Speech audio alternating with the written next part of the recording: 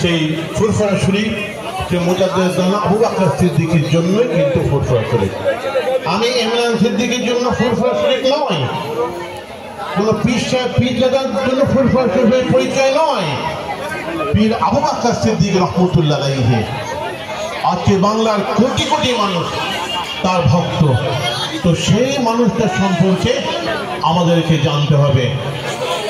আমাদের মুখ্যমন্ত্রী মাননীয়া মমতা ব্যানার্জি তিনি সেই জন্য ফুরফুরা শরীফকে এত গুরুত্ব দেন। সেখানে আধ্যাত্মিক সুফিজম স্পিরিচুয়াল এই যে একটা আধ্যাত্মিক শিক্ষা ব্যবস্থা সেখানে আছে। কদিন আগে আমাদের ইসালে সভা হয়ে গেল, লক্ষ লক্ষ মানুষ সেখানে এসেছিল। 50,000 মানুষ একসঙ্গে ঢুকেছে, 50,000 মানুষ একসঙ্গে বার হয়েছে।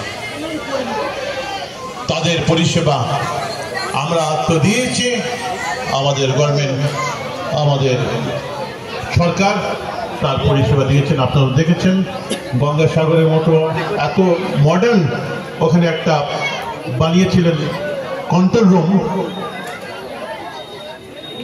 বললেন যে আপনারা একটু পরিদর্শন করে দেখেন কিভাবে আমরা ব্যবস্থা করেছি এবং আইসিইউ সমেত যে সমস্ত অ্যাম্বুলেন্স